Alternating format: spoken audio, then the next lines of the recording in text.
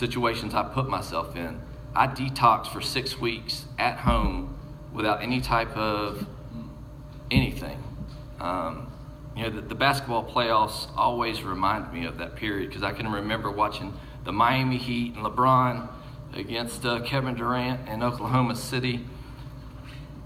Night sweats, sleeping 1 or 2 hours a night, delirious when I went to work.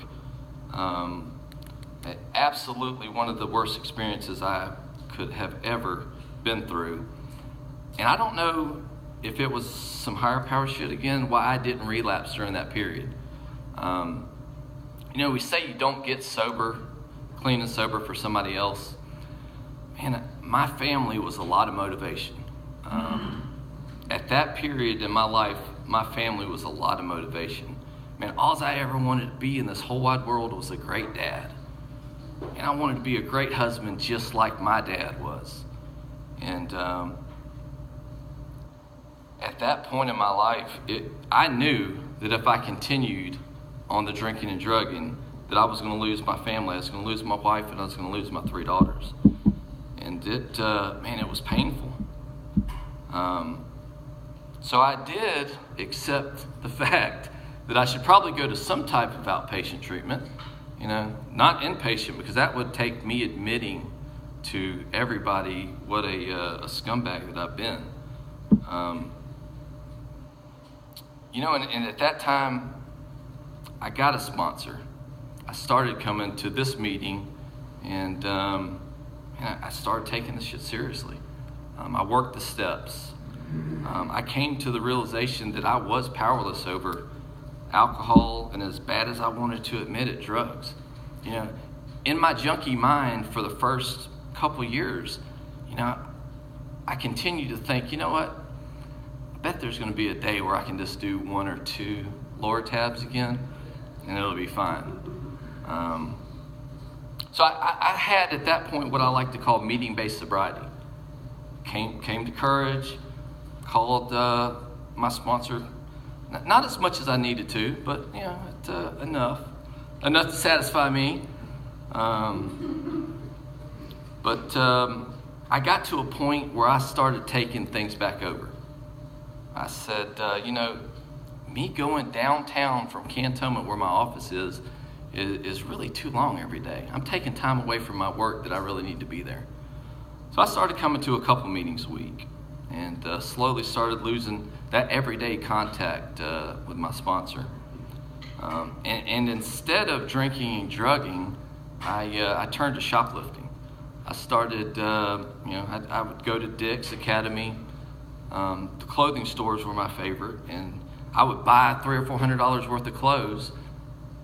I'd keep the receipts, and I'd go home in my closet, and I'd start, the old Under Armour shirt that probably cost me $12, well, I'm sure they'll take that back. And so I would go back and get my money. And what started off as most junkies like myself do, thinking they had something in control, got to a point where I was doing it every day. It was almost like the drinking and drugging when I was at the dog track. I would come to the office, I would leave at 12:30, 1 o'clock, and I would go to Home Depot. I can remember very vividly going to Home Depot during Christmas. They got one of those big old Santa things, $386. I'm thinking, man, the girls would love that. Here I go tricking myself with good motives. Girls are gonna love this float, man. So I bought it, took it home, put it up, best dad ever. And 2 days later, I took the empty box back to Home Depot, put it in the cart, over to the spot where they had the full boxes with the actual product, and switched out boxes, took it to the front, and got my $386 back. The sick part is, I didn't think there was anything wrong with that. Man, this is Home Depot. And they got more money. They're not going to miss that. Again, I'm losing sight of the lying, cheating, stealing that I had fallen back into. So, January 2015, I got arrested for shoplifting at Walmart. The drinking and drugging my family could almost have some sympathy for. Matt's always been crazy. You know, his uncle was an alcoholic. Drugs got him. That damn ex-wife of his, she drove him into the... Man, he was never like that before. But, man, the stealing... I got no sympathy for the stealing. And really, for me, in my story, this is where my recovery program changed. I was sitting in the back of a cop car in the Walmart on Creighton Road. My dad was defending me to the officer, saying, there's no way this guy is in Walmart stealing things. He doesn't have to steal. There's been a mistake, Mr. Officer. And, you know, that was a punch in the gut. My dad trying to defend me for something I knew I had done. You know, and we talk about consequences for our actions and our drinking and drugging. We talk about bottoms. You know, for me, in the back of that cop car, my dad in tears defending me to this officer was a soul sickness that I don't know that I'll ever get over. It was the worst pain I've ever felt in my life, far more than the divorce. It was the man that I loved and wanted to impress and make him proud, crying on Creighton Road to an officer, trying to explain to him there's no way his son could have done this. That was the point where I said, you know what, I've got to stop pretending and I've got to do the deal. That was the point I really believed that my life changed. That was, you know, and before that point, I would often come into these rooms and say, and hear somebody say, you know what, I did the 12 steps and the the obsession to drink and drugs been removed. And I would always think, you know what, it hadn't been removed from me. I still glamorize crushing up a Roxy on my desk or in the damn Tom Thumb, as I tell Wade, and snorting it. Man, that got me excited. And I thought about that every day. And to be honest, I thought, you know, the people that sat up here and said the obsession was removed, I thought it was bullshit. I really did. But I can tell you, I dug back in and I worked the 12 steps again. One of the things I didn't do in that first 2.5 years, I didn't work with other people. Man, I was full of ego.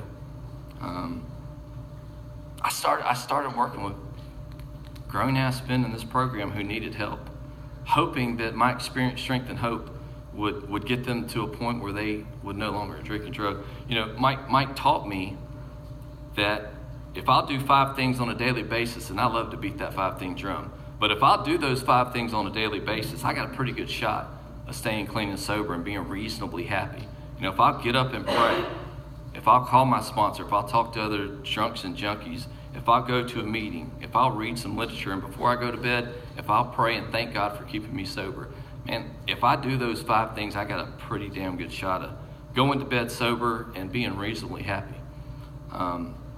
And until recently, the 10 sponsees that I had, man, I would beat that. Not one of those sponsees would do those 5 things on a daily basis. And not one of those sponsees is sober today. I don't know if it's my spiritual growth or the luck of the draw, but I got 4 or 5 sponsees now that do that just about every day. And they seem to be reasonably happy. They seem to be sober. And I tell you, it for me in my program, getting to a point that I could admit that I was absolutely powerless over drinking and drugging and that my life had become unmanageable, drunk, high, or lying, stealing, and cheating. It didn't matter. You know, and I almost feel guilty for saying that I got 5 years sober. I got 5 years that I've abstained from drinking and drugging, but it was only after that arrest in the Walmart parking lot that I got to a point where I accepted how sick I am and how my ego can run rampant. I was talking to the Godfather on the way over here this morning, and even today, I still don't like to follow the rules. I think it's that ego in me. I'm too cool for school. The rules don't apply to me. I used to take meetings out to the federal prison. Last week, in a hurry, running late, didn't go get my badge. Got called out on it. Got a call yesterday.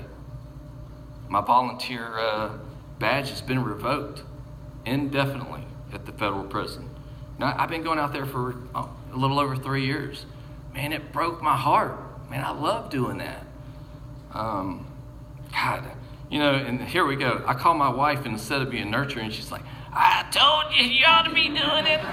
Like, really? Really? Is this really what I need right now? I'm looking for some emotional support. But, Chris told me on the way over here that, I need to look at what I do on a daily basis. And sure, I'm not drinking or drugging.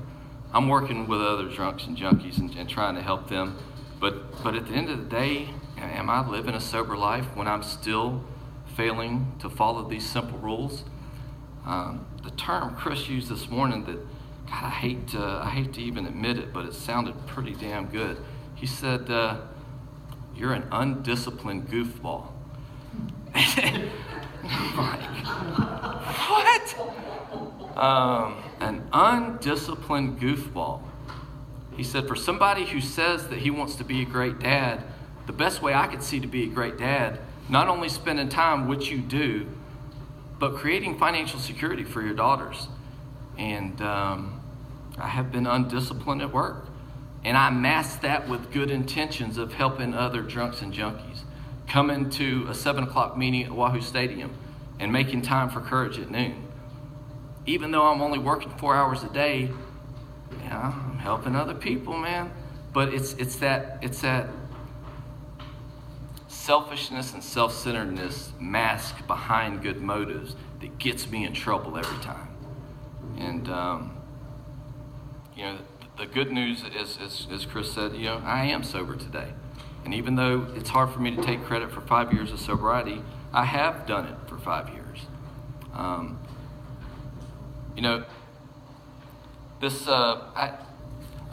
had a medical situation over Christmas, potential kidney cancer. And for 2.5 weeks, I had been told by the doctors there's a 97% chance you've got kidney cancer. We're going to have to take one of your kidneys. The great news about this program, not once during that time did I think about drinking and drugging. Not once did I say, fucking kidney cancer, I might as well go snort some dope.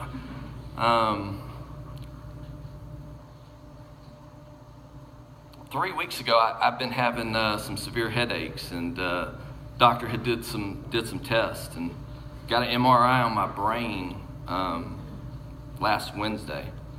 On Friday, I get the call, Mr. Merritt, you have a small tumor in your brain, pressing on your pituitary. Going to have to refer you to an endocrinologist. Not sure if we're going to do brain surgery or what's going on. It's got your hormones out of whack. Now, I've had low testosterone, and as much gravity as that situation still holds for me because I don't know what is going to happen. And the great news is I'm not even contemplating drinking or drugging. At no point during that situation when I was told that did I think, you know what, I ought to go get drunk today. You know what would a couple Roxy's hurt today? I just found out I got a damn tumor in my brain. A tumor! Not once did I think about going out and get high. And I think that is a product of doing the deal on a daily basis. Admitting that I have that problem and I'm never going to be cured. Understanding that I granted a daily reprieve based on the maintenance of my spiritual condition today. There's no guarantee I won't get drunk or high tomorrow, but I feel like I got a pretty good shot as long as I do those 5 things. So happy to be here, happy to be sober. Thank you for listening.